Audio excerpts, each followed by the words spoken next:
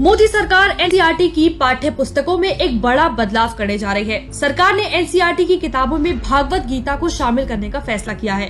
अब सवाल उठता है कि सरकार को ऐसा करने की जरूरत क्यों पड़ी? तो जवाब है, आजादी के बाद देश को नेहरू और कांग्रेसी सरकारों द्वारा शिक्षा मंत्री के रूप में दिए ये 5 कांग्रेसी अल्पसंख्यक चेहरे, जिन्होंने अपने कार्यकाल के दौरान सिर्फ भारत का इतिहास ही नहीं बदला, बल्कि आने वाली पीढ़ियों को मुगल प्रेमी बनाने की पूरी व्यवस्था करके गए। इन शिक्षा मंत्रियों ने हमारी किताबों को ऐसा रंग दिया कि हमारी किताबों से हमारे देश का इतिहास गायब हो गया।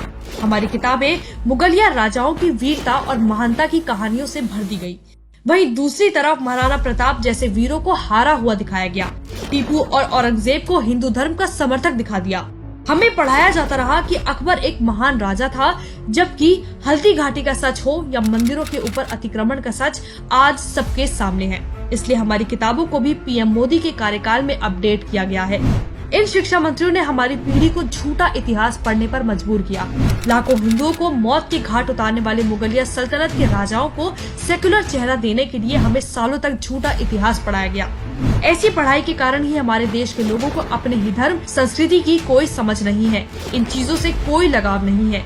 जहाँ एक तरफ दुनिया हमारे गीता और रामायण जैसे धर्म ग्रंथों पर रिसर्च कर रही है, अमेरिकी विश्वविद्यालयों में सालों से हमारे गीता जैसे धर्म ग्रंथ पढ़ाए जा रहे हैं, वहीं दूसरी तरफ आजादी के 75 साल बीत जाने के बाद भी हमारे ही देश में हमारे ही धर्म ग्रंथों को हमारी किताबों में जगह नहीं दी गई। इस बात में कोई दो राय नहीं है कि हमारे भारतीय धर्म ग्रंथों में दुनिया भर का ज्ञान भरा हुआ है। आपको याद होगा, फेसबुक के फाउंडर मार्क जकरबर्ग 2015 में जब पीएम मोदी से मिले थे, तब उन्होंने कहा था कि वो भारत को ज्ञान का मंदिर मानते हैं। जब वो मुश्किल दौर से गुजर रहे थे, तब उसके गुरु स्टीव जॉब्स ने उन्हें भारतीय मंदिरों में जाने की सलाह दी थी। उसके बाद मार्क जकरबर्ग को अरबों की कंपनी बनाने का आत्मविश्वास आया था। यही आत्मविश्वास, यही भरोसा तो हमारे देश के बच्चों को भी चाहिए। सोचिए, अगर हमारे बच्चे भी इन धर्म ग्रंथों को पढ़ेंगे तो क्या हमें विश्वगुरु बनने से कोई रोक पाएगा? वो तो हमारा सौभाग्य है कि मोदी जी हमारे धर्म ग्रंथों के महत्व को समझते हैं। इसलिए पहले ही गुजरात जैसे बीजेपी शासित राज्यों में हमारे धर्म ग्रंथों को पाठ्य पुस्तकों में शामिल कर लिया था, लेकिन अब मोदी सरकार इसे राष्ट्रीय स्तर तक पहुंचाने की तैयारी में जुट गई है।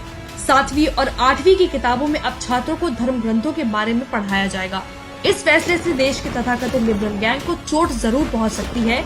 वो इसे धार्मिक रंग देने की भी कोशिश करेंगे, लेकिन गीता आध्यात्मिक और सांसारिक ज्ञान से भरपूर है और ये छोटी उम्र से ही छात्रों में अच्छी आदतें डाल देगी।